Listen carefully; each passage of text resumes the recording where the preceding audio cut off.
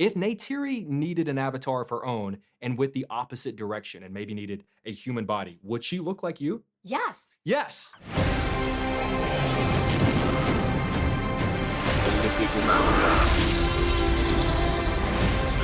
Where we're going, we don't need roads.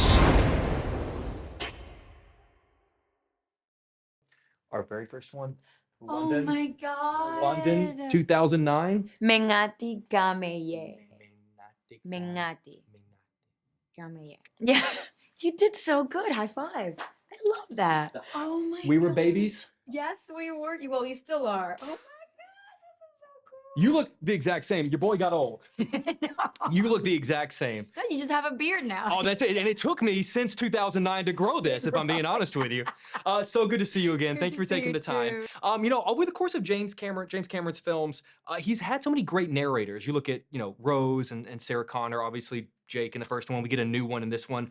But what is a moment from the three films you would have loved to have heard Neytiri be the narrator for, just to know what was she thinking over that particular moment? I think it's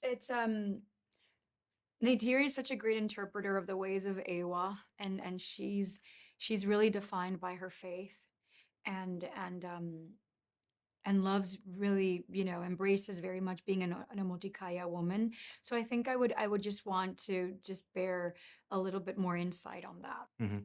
I feel like the first time she sees Una Chaplin, she looks at her and internally just goes, "In Navi, that bitch." Yeah, I know. I feel like I saw it in her eyes.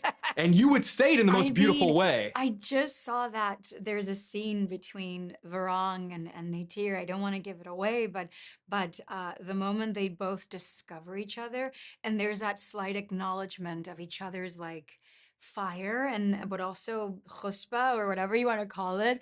I just rewatched it yesterday at the premiere, and it's so amazing. It's so palpable. In the same way that anytime anyone learns a new language, you have to learn all the swear words. Do you guys know all the Navi swear words? I've learned some since 2009. Yes. Can you teach me one? Well, it's just gaung. What is that? Gaung. What is It gaung? just means idiot. Oh my! Wait, all the times you've called me gaung in interviews throughout the year, it makes Gaung. so much sense now. Yes. So this might be a crazy question, but I mean it genuinely. Obviously, by nature of the story, we know what Sam Worthington and Sigourney Weaver and Stephen Lang look like as a Na'vi by nature of it's their avatars. If Neytiri needed an avatar of her own and with the opposite direction and maybe needed a human body, would she look like you? Yes, Yes. absolutely. So what would, because in the same way that every time we see, Jake or we see Quaritch sort of kind of get used to the body, how do you think Neytiri would handle the human body? I think she would hurt that body because she's so used to being so naturally athletic. It's so innate in her to get her body to do anything she wishes her body to do, and as in human form, that would be a lot more limiting. So I think that Neytiri would bang up her body a little too much. I love that we get her thoughts on I think the expression was the pink people in this Yes, movie. sky people. She's not a and Yeah, rightfully so. She's not yeah. a fan of a lot of them. What do you think she would think of Ripley, Rose, and Sarah Connor? I think she would definitely lower her bow to them and say, "I see you." Because those are the iconic characters that defined my life as an artist. I remember looking at Sarah Connor and Ellen Ripley when I was just 6 years old, going, I want to be that. I did not want to be any character in a Jane Austen, story. I wanted to be Sarah Connor. And now there's a 6-year-old girl watching these movies looking at you saying the exact same thing. I love that. That's a cool thought. I remember I think it was October of 2010, and James Cameron had announced that we were going to get 2 more Avatar films and that they were going to come out in 2014 and 2015, which means that this film was supposed to come out a decade ago.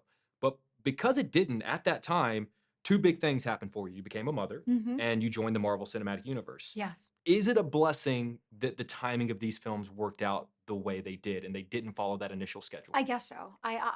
Honestly, I never like to tamper with time. I do believe that real great things take time, and And I'm pretty sure that had that been the case and these two films would have been released before 2020, I would have been just as happy and that would have been the way Mhm. that it needed to go.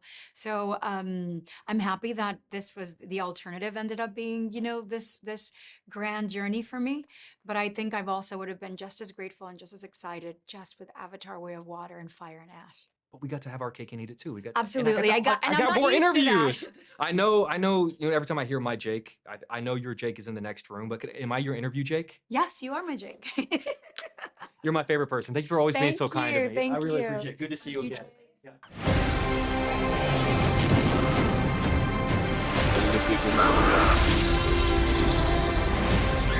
Where we're going, we don't need roads.